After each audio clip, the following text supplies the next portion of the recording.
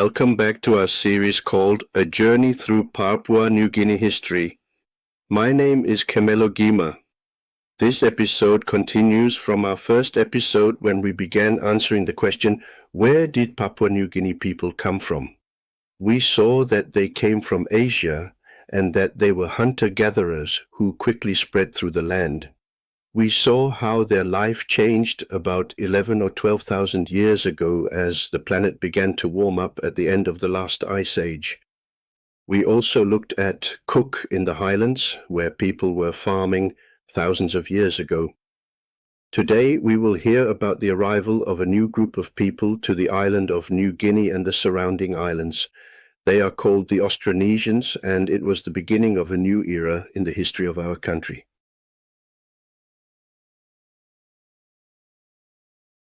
Around 4,000 years ago, people from Taiwan, a large island close to China, started moving across the Pacific. They spread through the Philippines, across the islands of Southeast Asia, and into Melanesia, Micronesia, and right across the rest of the Pacific, known as Polynesia. They were the Austronesians, who were good sailors and navigators. They spoke languages that were very different from those spoken by people already in New Guinea. They arrived on the Bismarck Archipelago islands of New Britain and New Ireland just over 3,000 years ago. They set up villages in coastal and reef areas and built stilt houses over the water. They didn't just bring their pottery and architecture. They brought farming, domesticated pigs, chickens and dogs, and perhaps most importantly, outrigger canoes. We know where these people went mainly because archaeologists have found evidence of their pottery. It is called lapita pottery. As you can see in this example, it was highly decorated and completely unlike anything that had existed in New Guinea before. Evidence of their pottery shows us where they were. It has been found at 88 different sites across New Britain, New Ireland, Manus Island, and several surrounding islands. That tells us that the Austronesians weren't just passing through. They were settling down and making a lasting impact. But not all Austronesians stopped in the Bismarck Archipelago. Some kept on moving. They reached Booker and Bougainville and then travelled down the rest of the Solomon Islands. And then, about 3,000 years ago, they achieved a great feat of navigation. They crossed a 350-kilometre stretch of open ocean to reach the Santa Cruz Islands, southeast of the Solomons, and then to New Caledonia. Now, think about that for a second. No land in sight, no modern technology, just the stars, the winds, and their knowledge of the ocean. And they didn't stop there. From Santa Cruz, they made their way to Vanuatu, New Caledonia, and Fiji. And amazingly, by about 800 years ago, as well as Melanesia, they had colonized almost every uninhabited island in Polynesia and Micronesia, and some even went west as far as Madagascar, near Africa. It is interesting that Austronesian navigators colonized the islands of the Pacific thousands of years before Europeans even knew these places existed. Around 300 years after reaching New Britain and other islands of the Bismarck Archipelago, Austronesians began moving to the islands to the east of Milne Bay, and then along the southern coastline of New Guinea to where Port Moresby is today, and even further. Evidence of their lapita pottery has been found in coastal places stretching from the islands east of Milne Bay all the way to the Gulf of Papua. The arrival of the Austronesians reshaped the history of the Pacific. They introduced new farming techniques, domesticated animals, and some of the most advanced navigation skills the world had ever seen. This sketch, made in about 1850, is of people on a canoe at Bremer Island engaged in battle near the south coast of the mainland near Milne Bay. Their canoe is probably very similar to what they were using hundreds of years ago. This photograph of a typical smaller outrigger canoe taken about 1887 shows women from Tubusarea village near present-day Port Moresby. By around 800 years ago, trade had become even more specialized. Coastal groups were using outrigger and double-hulled canoes to move large quantities of goods from one place to another. When many networks developed, one of the most famous coastal trading networks was the Hiri. Each year, as the dry season ended, the Motu people on the coast near present-day Port Moresby, from Hanuabada and other villages, embarked on the Hiri trading expedition.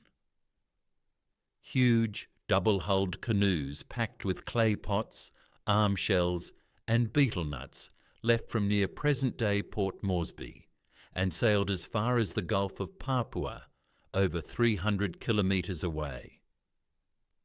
There they traded for sago, a vital food source that would ensure they survived through droughts. This was no easy journey. The Hiri was dangerous. Some canoes never returned, lost to storms and rough seas. But for the Motu, it was essential. Without sago, their survival was at risk. And for the Gulf people, the pots and goods the Motu brought were just as important. This photo, taken in the 1880s, shows a woman of Hanuabada making pots for the Hiri trade. Another important trade system was the cooler ring that took place among the islands east of Milne Bay. The cooler ring, unlike the Hiri, which was all about survival, was more about prestige and relationships. The cooler ring connected the Trobriands, Amphlets, D'Entrecasteaux Islands, Tube, Missamar, Woodlark and beyond. It worked like this. Men from different islands would trade two special types of ceremonial gifts, red shell necklaces or solava, that travelled clockwise in the trade circle, and white arm shells or mwali moved anti-clockwise around the islands. At the same time, practical goods were traded alongside the ceremonial exchanges. Islands like Woodlark provided stone axes, while places like Tube and the Amphlets relied on their neighbours for food. This wasn't just a simple trade route. It was a social system that connected island communities in a web of exchange and tradition. Another system that operated for hundreds of years before Europeans arrived was the so-called Siassi trade system between New Britain and the New Guinea mainland across the Vitiaz Strait.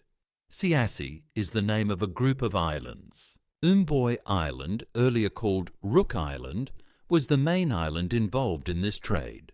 With the people of Umboy acting as middlemen, the items traded included clay pots, wooden bowls, dog's teeth, shells, pigs, and sego. But what of the highlands of mainland New Guinea?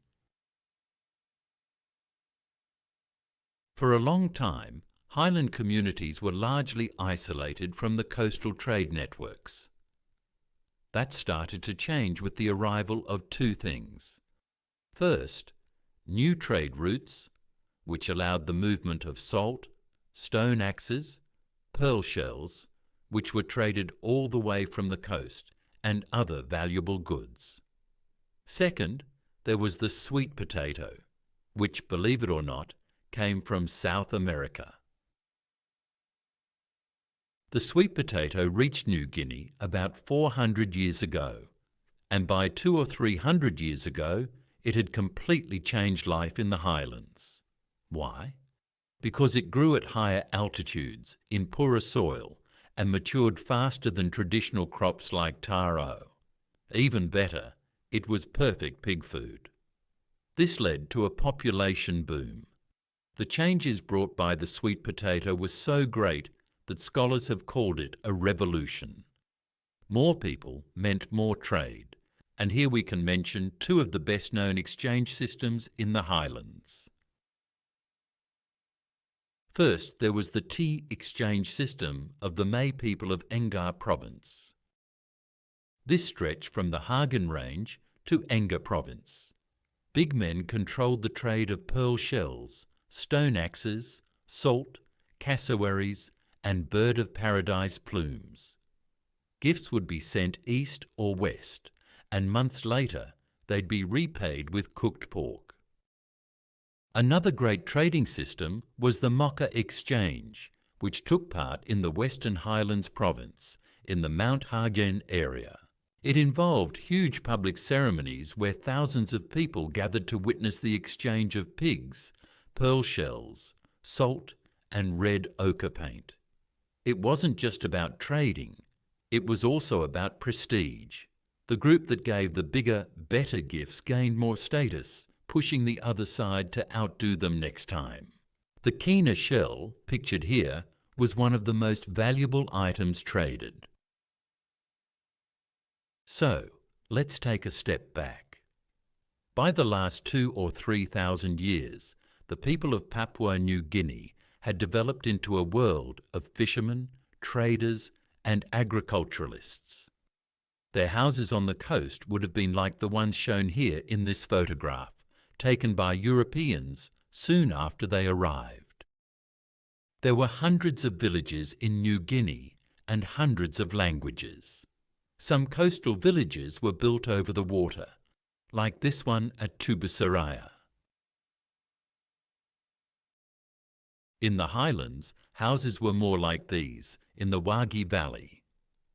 New Guinea people had domesticated pigs, chickens and dogs, built stone and wooden tools, and formed complex trade networks.